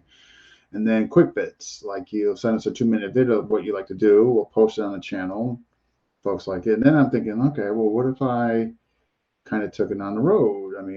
What would that do as far as the growth of the all-wall community and stuff like that? So I'm trying to reinvent myself, so to speak, and at the same time, not overdoing it, but staying relevant, and that. Could be wrong. So what you got into? I'm just fascinated with this. Mike, what made you want to get into it, and what did it do for your fighting? Ooh. Okay. I started studying Filipino martial arts where the strong hand is forward. Okay. Yeah. But in Cabrica Brong, more of a military lead, the strong hand's in the rear. Okay. I had a problem with people not wanting to engage with me when I would fight them in open field contests, not mainly the mats, but the open field. They wanted to run. It was like, Road Runner, the coyotes after you. And I had a hard time chasing them. And Mark Denny said, you need to learn Cabrika Brong so you can close that gap between them being on the outer ranges. And Mark Denny teaches a 7-range system. Okay. Okay. Yeah. Yeah. Okay. And I'm going to focus on 3 ranges right now: Largo, Medio, and Corto. Well, they're on long Largo range. Yeah. And I'm focused more on going from single stick or knife to a double stick system, and even staff. I still can't get them. And they want to play tag, and it's like, to me, in my opinion, especially coming from prison, this isn't how real violence is. This is a competition type fight. I want a freaking brawl to get the to get the experience and do the research. It's not totally like that now, but a lot of guys also were smart. Like, hey, don't stand there and bang with Big Mike, because, that's not how I'm going to win this fight. Okay. You know what I mean? And so I could lose patience also. But Cabrika Brong helped me bridge that gap and to be able to close the distance by utilizing a different structure, a different style, and different techniques. First, Arlen Salty Dog Sanford, who's in a Jarn, got involved in Cabrika Brong because there wasn't any jiu-jitsu in New Mexico. And he wanted to find a way to survive what we were doing to his team. So he went to Thailand and studied at the Booty Swan Institute and became extremely proficient in Cabrika Brong, okay, and Muay Thai. And some of us who were studying Muay Thai, that, it was a connection. Ooh. And so I got the privilege to study with Colonel Natapong Bayam for half a year, private lessons 2 or 3 times a week, because Guru Dan Inosanto brought Colonel Natapong to America.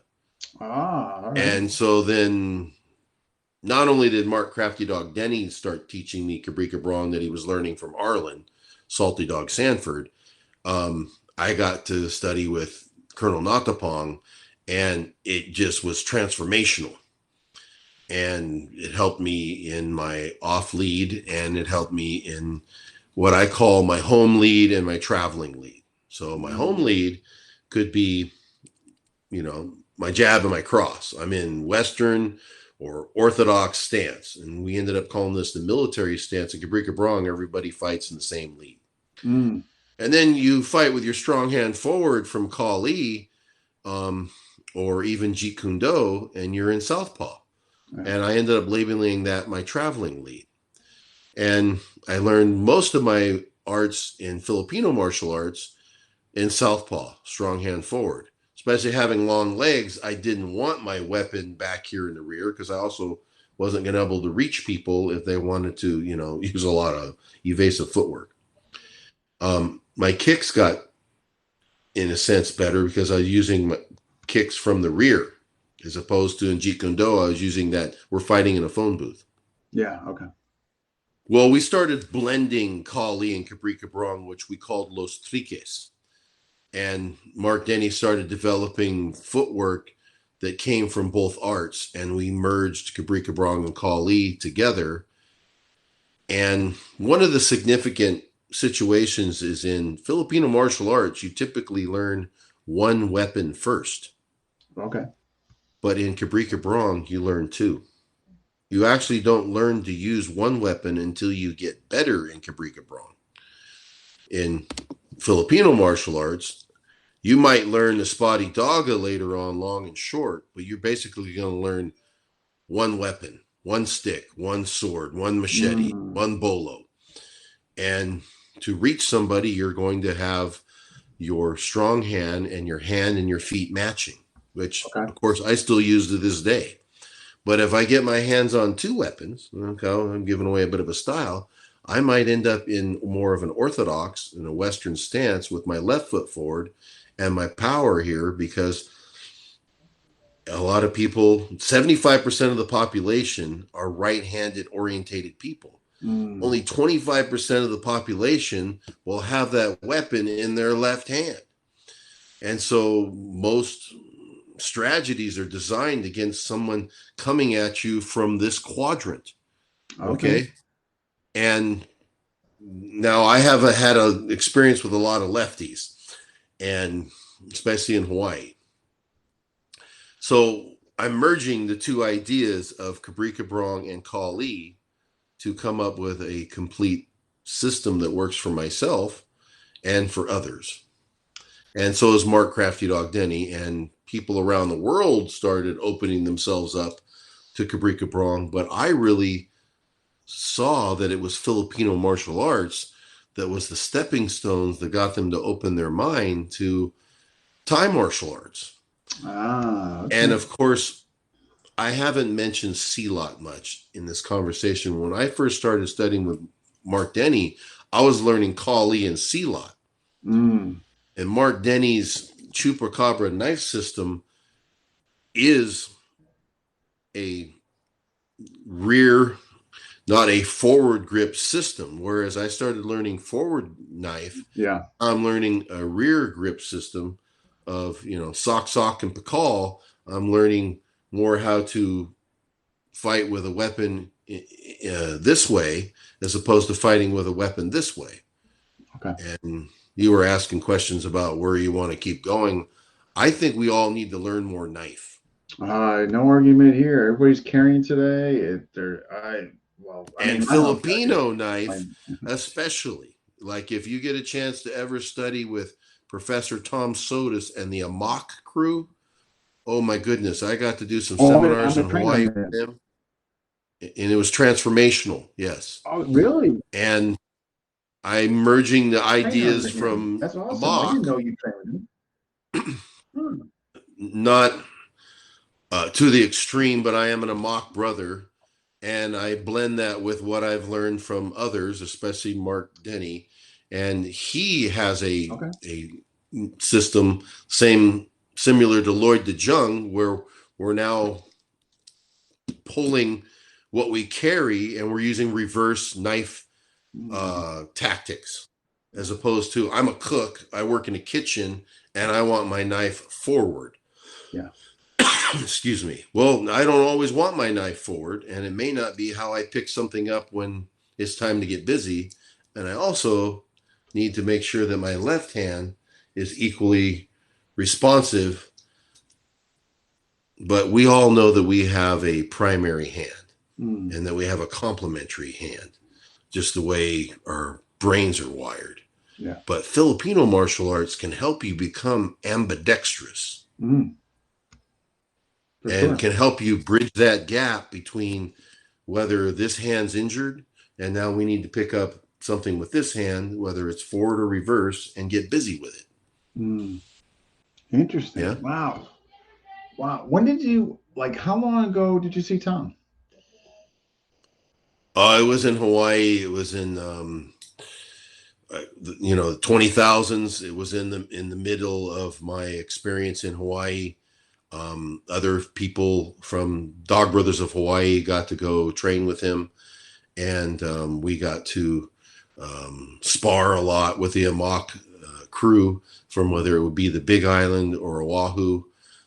At the same time, Felix Valencia was coming through with Lameko Estrema when he was alive. Oh, Felix. And I heard you mention Lameko has some issues with keeping their art alive, and I think part of the reason is because Felix passed away, but Felix helped me with knife, as did Tom Sotis. And so like Kabrika and Kali, or Kali and Kabrika, I've been merging the concepts. I noticed in video that Tom still works a lot of forward knife. I'm sure he can get busy with a rear also. And I like the knock knives that his friends in Thailand make to spar with. They're still some of my favorite to this day. And I'm want to go down and see Ryan and spar both forward and reverse grip knife. I don't tend to go with the aluminum trainer stuff because I just don't need to get that banged up anymore. Rattan or a knock knife is kind of enough. You still get a very legit effect with knocks. I mean, I'm a fan of their trainer. I mean, being a mock a trainer, it's, you're just using knocks. It just kind of goes hand in hand. And yeah, and we'll definitely do reverse grip. It, what he calls configuration changes, regardless of what legs forward and what grip and all that. But that's so neat that you got to train with him. I'm seeing him pretty A soon. little bit. I'm not an mock. Oh, no. But just the fact that you got to, still cross hands with and him. I read his books. If you want to aren't those also awesome? continue to learn, read. They call him Poe. Read Tom Sodus's books. They're awesome. Yeah. Do you have his books, Ryan? Oh no. I just if you can, you should get them. They're really, really good books. Really uniquely formatted and presented. Really different. I think you would enjoy them. Actually, I have them. Oh, good. I was going to go to my library as well. Yeah. Here we go. Start with this one. Yes. The Way of Tact. Ooh, okay. That sounds like what I meant to. Definitely. If you can, definitely get it. Yeah. Absolutely. Yeah. Really, really. It's a good book. Really interesting how he presented it. It's not your typical outlay. As far as going through the chapters and what have you. Yeah. So what? Okay. Goals for each of you guys. So what's your goal, Ryan? Obviously you're starting the group. You want to get that going, but any other future personal goals? Outside of DBNA or Dog Brothers, getting the whatever you want to do there, as far as growing the group or becoming certified in the curriculum. Yeah, I guess for me, this is really what I feel is the way of life I want to pursue. So I want to get really involved in martial arts. I'd love to become a good teacher, and I want to make Fanon Grow Crafty happy. He's really helped me a lot, so I'm very thankful. And I want to make DBMA grow, make it big and forward. That's my goal. Yeah, I hope I hope it works out. I hope you do. You got a couple great mentors around you, so absolutely supportive. It'll happen. You just got to keep going. Yeah, sometimes you just got to, even though if it's not going the way you want it to go or as fast as you want it to go, sometimes you just got to keep pushing at it. You know what I mean? And there, how about for you, Mike? What's your goals? You know what I mean? As far as future martial arts, whether it's Dog Brothers or just in general. Well, I want to stay alive. Yeah, I believe that this Filipino martial arts that I've learned is going to help me with longevity. If you read about the links between working grip to your brain, if you see all the old Filipino men still outside working out in their 70s and 80s, look at Gurudan and Asano with weapons. Amazing. It's something that you can keep doing, not just when you're young. You can keep training. You can keep working out. You can do some of the same basic drills you learned when you first started. You can still learn now, and there's value in them.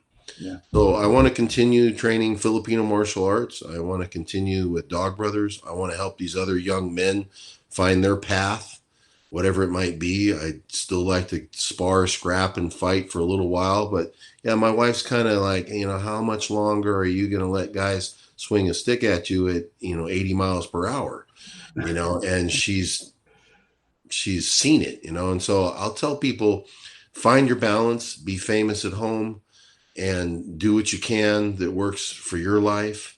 And so what I can do is help at this point. And if you're interested in studying from me, I'm available. I'm retired from law enforcement, and there's that experience there. The Marines, and I'm one of the original Dog Brothers, as I plug myself. COVID kind of slowed things down for everybody. I've got the camp coming up in Pennsylvania. I'm supposed to go to Europe at some point and teach at a surf camp. I'm looking to go down to Central Florida. I'm planning on going to beat the crap out of cancer. If you're interested in stick fighting with the Dog Brothers, that's my forte. I would like to, live my life vicariously through teaching people how to stick fight or weapons fight, if that's what you want to call it, because it's given my life so much value. At the same time, there's also empty hand training that you will do. We didn't really get into the empty hand applications from Filipino martial arts.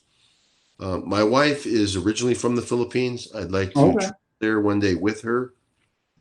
There hasn't been a lot of Dumog that I know of that's come to America. If I could ever study that or more, I just want more. I don't want to stop.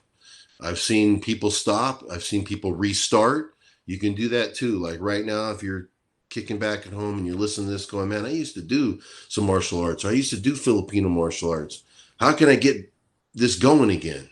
One step at a time. My stepfather say one foot in front of the other, and pick up a rattan stick or something and go outside and start working out with it and see where it leads you. So I want to help these folks lead their own, situations. And I think Ryan Thomas and Dax Manuel are the future. And here you are helping us, Dean Franco. And we appreciate you, man. Yeah. Oh my God. I'm so happy to. I'm going to keep pushing Dog Brothers. I'm going to keep getting folks on, and I've had Nick on, I've had Renee, Defender Dog, Foxhound, you guys, Badger, Canada. And there. So yeah, I'm just gonna keep pushing it. You know what I mean? I just think what you guys do is just so valuable. You know what I mean? Especially for the young men in today's society. You know what I mean? I think you guys got something special there. And I think beat the crap out of cancer I think that's what's gonna grow you guys. I really do. The young men here in our country and around the world, they need help, man. Yeah, I know the way things are going. Yeah, I know there's an episode. There's a different conversation. But Conrad Lorenz, who Mark Denny exposed me to, said that we need an appropriate outlet for our aggression. Yeah. This is that outlet, okay, that you might not get from playing something else or doing something else. You will definitely let out some steam and let off some aggression if you start training martial arts, and specifically Filipino martial arts. And if you start sparring, scrapping, or fighting, you will get that out of you and you will grow from it. Yeah. I agree. I mean the mental benefits, and just for me, 100% on that. Wow, this has been awesome. I don't know if you guys know it, but this has been 2 hours. You know what I mean? It's just been that good of a conversation. Yeah, I'm running out of water, and the pollen this time of year here in Florida is a little strong because it's spring and everything's budding, and it's like even people that live here go, wow, this is some of the worst it's been. But come summertime, it is hot and humid, but you don't deal with as much pollen. Okay. But yeah, my eyes are kind of starting to water, and my throat's starting to tickle. Oh my God! We've talked for 2 hours, and maybe we'll talk again one day. Oh my God, I would love that. But yeah, I mean, absolutely. Well, one day, not just talk. Can I say one more thing? See each other. Oh no, please do. Yeah. Yeah. Just you're talking about the young men. I just want to pose this to men my age and younger. I like video games and stuff too, but you can get really good at a game. But what if you're with your wife or your girlfriend, or you're in your home at night and a bad guy comes at you, and you can't get that pistol out because I grabbed your wrist? Like, what are you gonna do? Like, you should come and figure that out and be able to protect your family and your home and your people in your neighborhood, and that's gonna make you a better man. Yeah. And women are gonna love you more, and children are gonna be safe around you. And that's a goal of this too. Hey man, especially when you hear on the news, people are just getting more and more brash, desperate times. I mean, the stuff you're reading about and hearing about, like, people are just getting more daring. You know what I mean? With the break-ins, the carjacking, the house invasions. You're on your own. No one's coming to help you but you. And you don't have to be a man to do this either. Ryan teaches women's self-defense. I mean, ladies are getting into this too. In fact, we have women that big fight at the gatherings. So whether you're a man or a woman, Filipino martial arts, Dog Brothers beat the crap out of cancer, is an awesome experience for whatever gender you are, whatever experience you are, male or female. This is a good combative art to get involved in that will teach you attributes. Yeah, well, amen. I mean, no argument here. I mean, especially with happening, and hopefully, I don't hope coming down the road potentially. The way society and stuff. Morals and ethics. Yeah, there's an episode right there. So we at Dog Brothers, we don't care what gender you are, who you Yeah. identify with. It's just how you treat each other, and get involved with us, and you'll see that everybody's cool. No matter what race you come from or what your background is, politics, religion, all that aside, men and women will get value by training in Filipino martial arts and the Dog Brothers experience. Yeah. I haven't met everybody I've met thus far. Your guys' group from the Dog Brothers has been nothing but respectful, polite. I mean, some of the best down there. Well, you have to be, otherwise we'll whoop your ass. Yeah, yeah. No, but I mean, I'm telling you, it's been the most. I was telling somebody, like when I went to New York, beat the crap out of cancer before I went to Canada. I remember telling somebody, like, it was the most down to earth guys I ever were around.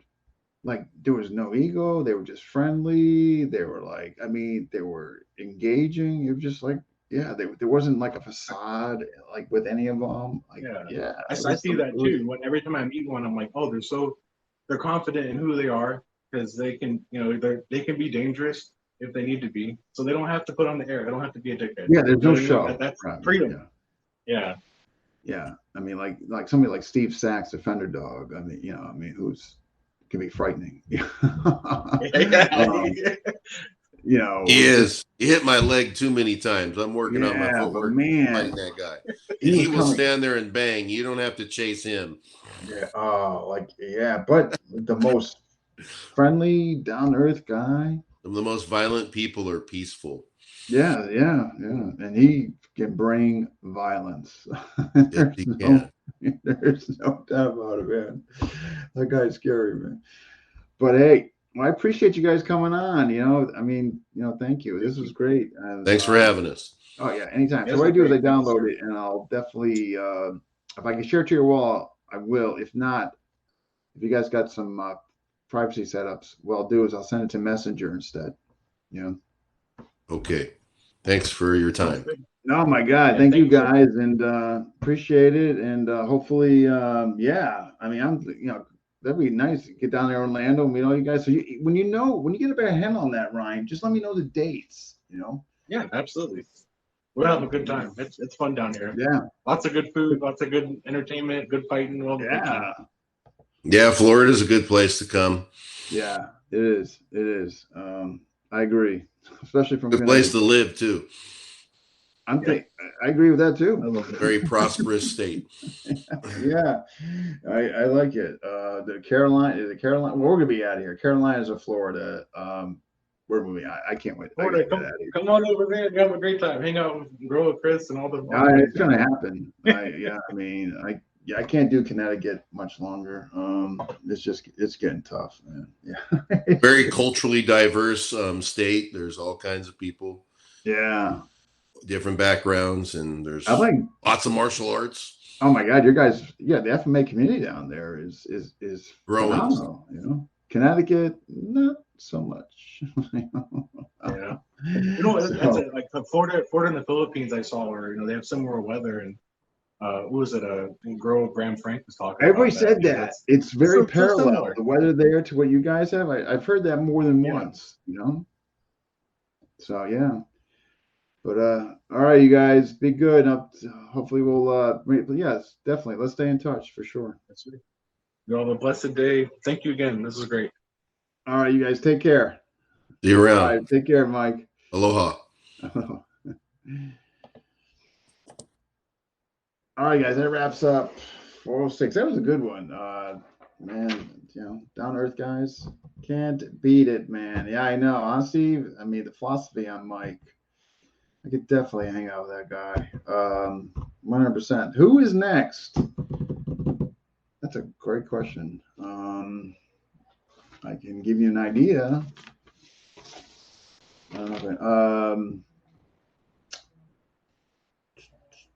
Could be. I just got to get a hold of a couple of people, but I'm hoping maybe to get somebody Monday. I just haven't solidified it yet. But if not Monday, it's got to be towards the end of the week. I'm being called to Mississippi Tuesday and Wednesday. David Gould. I have an appointment with that man. But at any rate, I'll see you guys. Thank you for watching, and I will see you next time.